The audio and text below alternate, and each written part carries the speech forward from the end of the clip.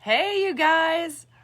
So, I'm almost never on time, but I was a little nervous actually. So, here I am. I was like waiting because it is officially my first Wine About It Wednesdays. And so, which is kind of funny because I was thinking about, I want to have it like a TV. So I thought, oh, that would be fun to first it was going to be like whine about it, complain about something. And then I thought, nope, I want to keep it really positive because this group is so amazing and everyone is so, and I'm just like, hi, everybody. Oh my God, there's already 25 people. So, hey, that's so great. Oh, there's my mom. Hi, Mom. So I have my wine and it's in my Dressage at Devon cup. So in honor of Fiji, I just thought we should have a toast. There's a lot of exciting things that have been happening this week. So first off, there was almost 300 people in the academy, which was blew me away. It's just amazing. I'm so happy. 298 to be exactly precise because this is dressage. So that was amazing. So we're so happy that everyone is there and just wow. I've had really good reports on Fiji this week. So it's still hard. But the boys, my youngsters, not mine, Denali, he is owned by Khaki. Oh, Lucy's barking. Khaki and Dean, who I think Richard's having dinner. I hope maybe they're watching now. Hey, hi, husband. And Khaki and Dean are just awesome. They actually have 2 horses down here. And Denali was on the bit and half passing a little bit. So that was exciting. But Freddie, who I co-own with one of my besties, Michelle Miller, Freddie was awesome today. So that was really fun and exciting. So, as we drop Fiji off and he moves on to his new role in his life, the youngsters were really good. So that was great. Couple of things about the academy. Darby's, speaking of Khaki and Dean, Darby's video on Turn on the Forehand came out this week. I hope everyone finds it really helpful. It's one of my favorite exercises. When I did Robert Dover's Search for the Next American Dressage Star, Kathy Connolly had me do this, and I think I tell this story all the time, so it's probably old. I repeat myself a lot. Hope that's okay.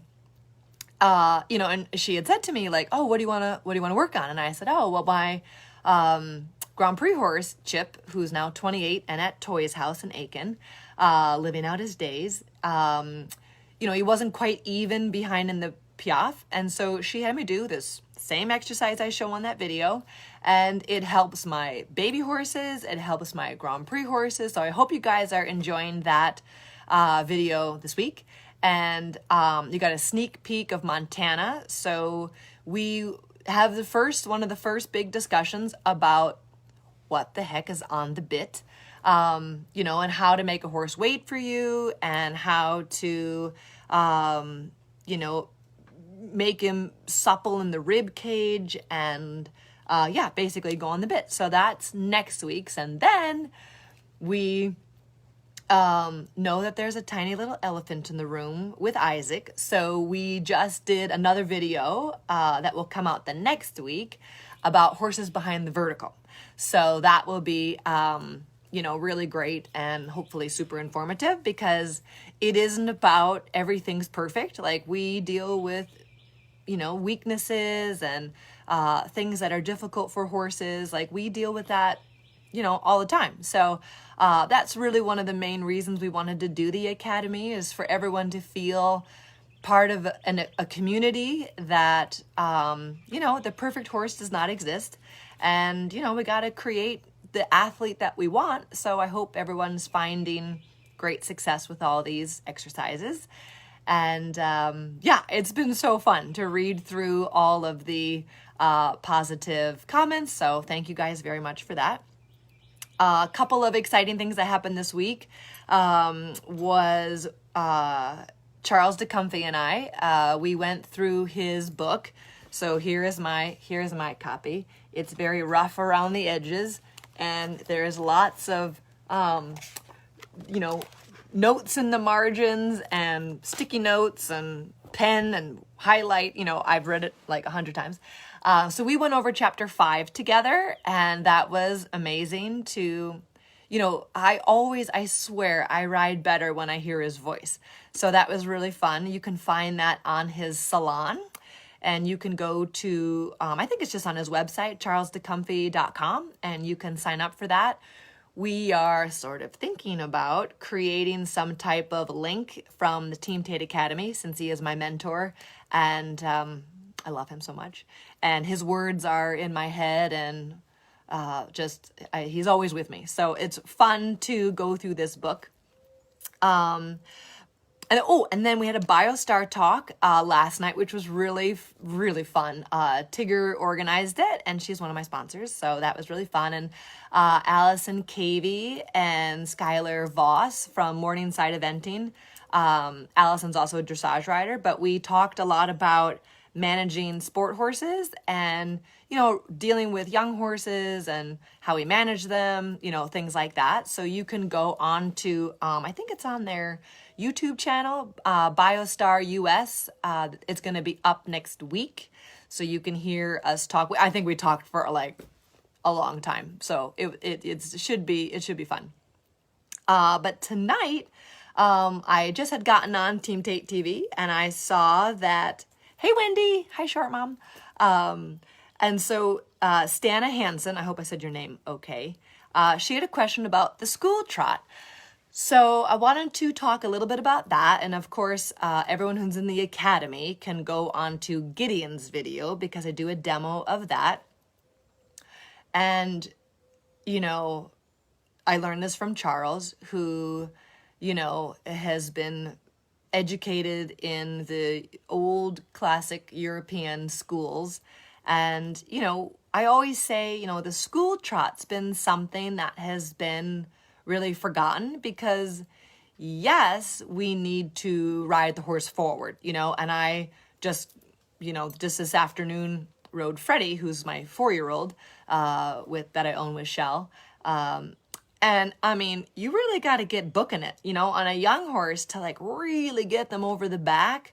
And for them to find their activity and their honesty, sometimes you really have to, in the beginning, really go forward. So he's 4, and he does not do the school trot like at all. He steers and he stops and he behaves himself most of the time. There's not a bird in the arena with me. But like for him, he just has to like get active, get going, get the hind legs over the back, to the neck, to my hand, and, figure out his balance. I never want to run a horse past their balance ever. But definitely, I don't do a lot of school trot with my young horses. So, but I would say my horses would not learn to trot the way they trot if I did not do the school trot. So it's awesome. So, and it's not like a Western jog trot, like what you're looking for in the school trot. And sometimes we teach in sound, and this is from Charles, which I love. He always starts to like jump up and down in his chair, and he's like, the back, needs to undulate. And he goes, I need a whoomp, whoomp, whoomp, and I've heard that since I was 11 years old. So you will feel it when you find that feeling in the horse's body, the whoomp, whoomp, whoomp. And because it's all about how the horse's joints tread onto the ground. What we're looking for is a horse that is light on his feet. He's balanced on all 4 corners. His joints are, Courtney, I got a whoomp on the comments. the body starts to, instead of having this kinetic energy, which with the young horse, like they need that kinetic energy. But once they are taking you forward, again, I think in one of my warm-up videos, I talk about the 3 F's I want in my warm-up: free, forward, and flowing. So once I have that, and with a young horse, that's kind of like all I'm working on. I'm working on staying on, and usually they're pretty well behaved by the time they get to their dressage training, so it's not that exciting. I pride myself actually that it's not that exciting. So that we want to always make sure they're free, forward, and flowing. Free is like free in their mind, free in their body, free in their back, unconstrained by the weight of the rider. Forward needs to be a state of mind that I want the horse to be in. Like I want him to not only take himself, but I want him to take me forward. And the flow part for me is all about balance. I want the horse to be able to flow from one gait to another, one direction to the other. So once I have that free, forward flowing, and that's just, I get on and that's happening, then I'll start to incorporate that idea of the school trot. And I like to do it on a big 20-meter circle. We always do it in sitting trot. And it's one of those things that, we still have school canter, so Charles would always describe it, and he's so visual in the way he describes everything that, at the Spanish riding school, people are actually like have the horses in the long lines, which compared to what Richard does, they're like short reins, because like the guys are like right behind the horse and they're walking along. And so the horse is cantering, but the guy is walking, and Charles would always be like, what would happen if I walked alongside your horse? I would be left in the dust, So I love that. I mean, Charles is so descriptive in his teachings, and it just makes you feel it when he talks about it. So that's just a vision I always will have. And so, if you can imagine in the Grand Prix and even in the Prix St. George, we still have collected canter, ex-halt salute. It's the first impression the judge has, so you have to collect in the canter. There's also pirouettes. So of course, you can collect that canter and make the horse, tread softly, collected onto the ground. But, the school trot has just been like thrown away. Everyone's like forward, forward, forward. And, and then everybody accidentally, I feel, gets like speeding around. And when you have speed, the horse is really just like generating a little bit too much kinetic energy and not developing enough like strength that's actually like lives in their haunches. And so the school trot, what you want to really achieve with that is that you teach the horse, not by any pressure. The horse should still be very light in the reins and really like hanging down from your seat. But what you want to teach the horse is that he learns to take weight when his hind foot lands on the ground, that you want them to sink into that joint. All the joints, the sacroiliac, lumbar back, hip, stifle, hock, fetlock, that they really live in all of those joints. Catherine just reminded me that I sometimes say the word hectic, that the horse is a little bit like, like running and hectic, and they're not really allowed to swing. And so what we want to achieve with that sitting trot, slow trot, school trot is that the horse truly takes time into their joints and sits deeper and experiences that deeper bending of their joints without us having to do anything. I actually like to mix, that school trot with then I go forward and then I trot over some ground poles. So I've got a lot of ideas on what we're going to do here. We can do some live demos, which would be fun. Yes, Christiana Carmodella, you are right that Charles says speed is the enemy of impulsion. So that's very true, because this impulsion is the horse taking you forward from a bending joint, which the school trot is a way to describe, like you can't sit the horse down and be like, you can't over a glass of wine, sit the horse down and say, listen, dude, I need you to sit more in your hind legs. They don't know. They're like, what? I'd like to be outside grazing with my friends. So, we have to explain it to them. So slow the whole thing down, keep giving in the reins. You want the horse to be super light. Sometimes I say, the weight of the weight you feel in your hand is the weight that's not in the horse's hind legs. So you don't want the wheelbarrow.